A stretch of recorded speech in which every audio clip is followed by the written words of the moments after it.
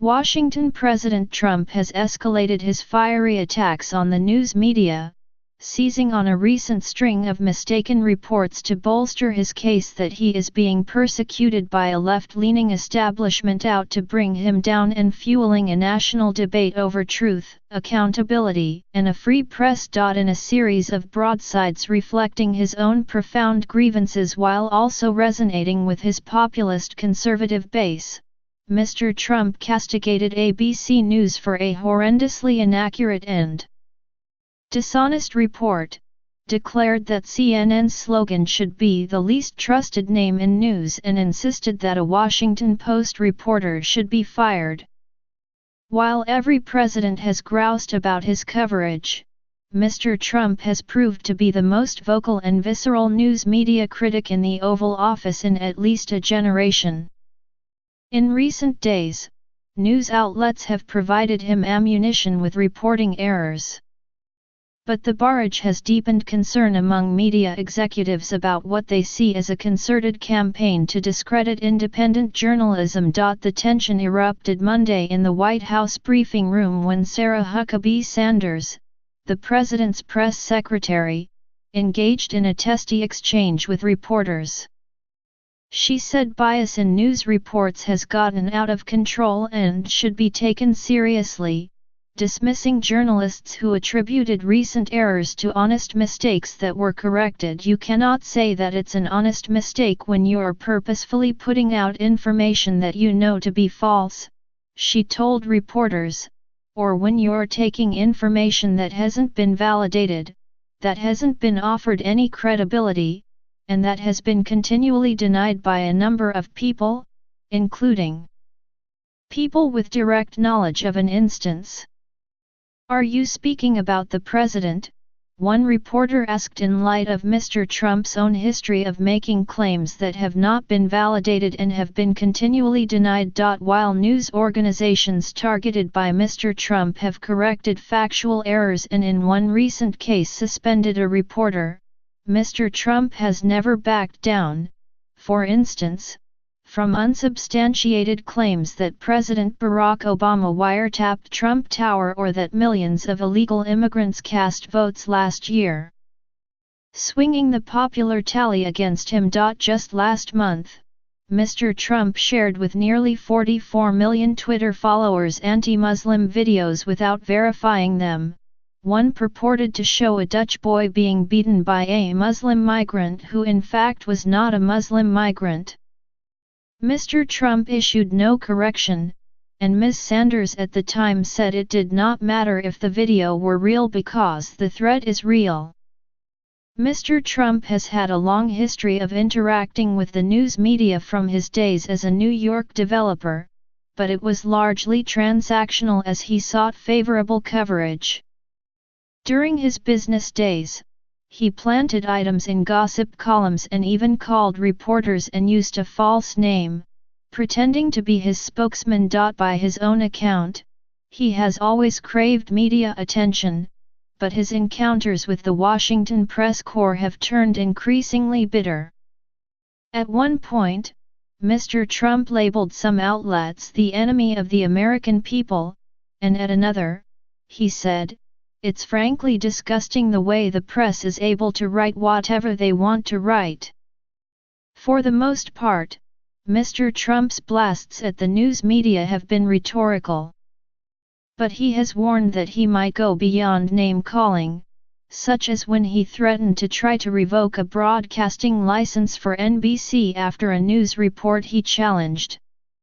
Networks like NBC do not hold federal licenses themselves, but their individual television stations do. Mr. Trump's administration has taken aim at CNN's corporate ownership. The Justice Department has gone to court to block AT&T's purchase of Time Warner, which owns Turner Broadcasting, CNN's corporate parent. AT&T officials have said the department insisted that AT&T divest either Turner Broadcasting or its valuable DirecTV service in return for approval, which government officials denied. Analysts said Mr. Trump's criticisms represented an effort to undermine faith in journalism. It is a common thing in the authoritarian playbook to discredit the media so that they are the only source that can be trusted, said Indira Lakshmanan, who holds the Newmark Chair in Journalism Ethics at the Poynter Institute. Making it so there is no objective truth is the most dangerous thing of all of this. The raft of recent reporting errors made that easier. During a rally on Friday in Florida, Mr. Trump berated news outlets. "Did you see all the corrections the media has been making?" he asked. "They've been apologizing left and right." He ramped up attacks over the weekend on Twitter, calling for the firing of lonely Brian Ross at ABC News for misreporting that Mr. Trump as a candidate directed his advisor Michael T. Flynn to contact Russians. He did so after the election as president-elect. He denounced CNN for erroneously reporting that his campaign received a heads-up email from WikiLeaks before it released hacked Democratic Party documents. The email came after the release. Mr. Trump later targeted Dave Weigel, a reporter for The Post, who tweeted a misleading photograph about the crowd size at Mr. Trump's Florida rally. "Demand apology and retraction from fake news." WAPO. Mr. Trump wrote. Mr. Weigel did just that, deleting the picture and expressing regret, saying he did not realize it was taken before the rally started. Unsatisfied, Mr. Trump said Mr. Weigel should be fired. Mr. Trump's supporters said that he has a point that such mistakes stem from a predisposition by reporters to believe the worst about him.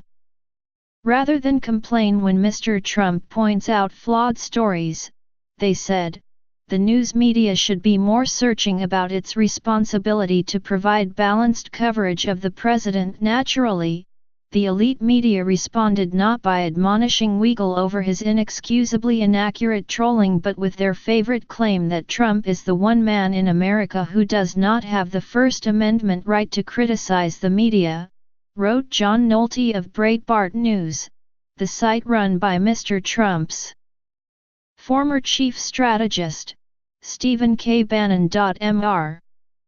Trump turned his attention on Monday to the New York Times, disputing an article describing his television habits.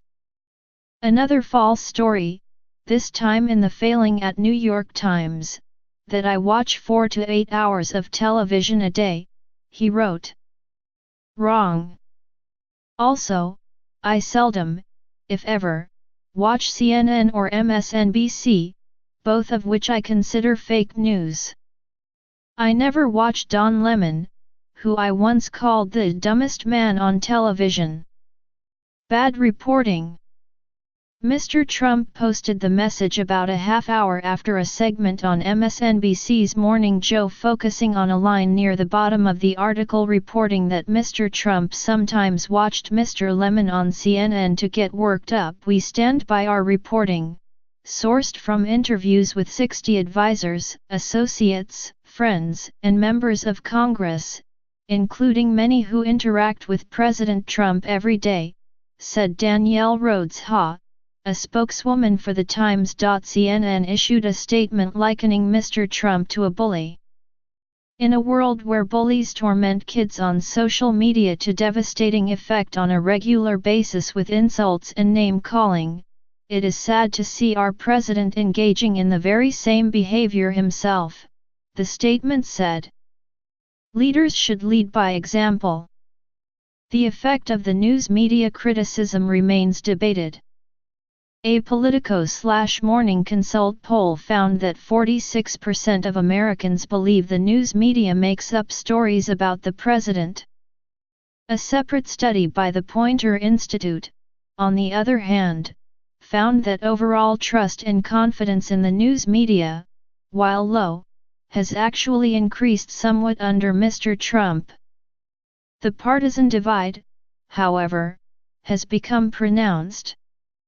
Among Democrats, nearly 75% expressed confidence in the news media compared with only 19% of Republicans. While previous presidents criticized the news media, analysts said that Mr. Trump's attacks strike at the fundamental notion of truth in a way that can make the customary response of news organizations standing by their articles feel insufficient.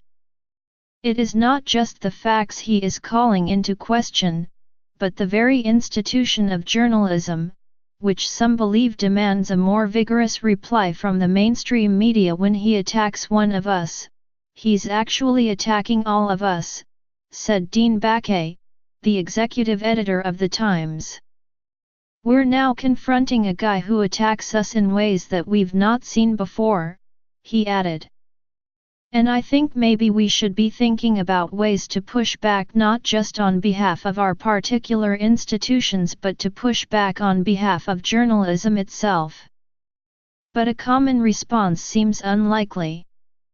Journalistic organizations are by nature competitive, and it's sort of hard for them to unite that way, said David Lauter, the Washington bureau chief for the Los Angeles Times.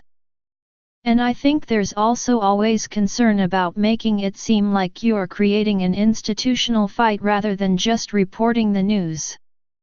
Cameron Barr, a managing editor at The Post, said competition is in the DNA of news organizations. I'm a little wary of suggestions that somehow journalistic institutions should be banding together against the chief executive, he said. I think that quickly ends up in an uncomfortable place, to say the least.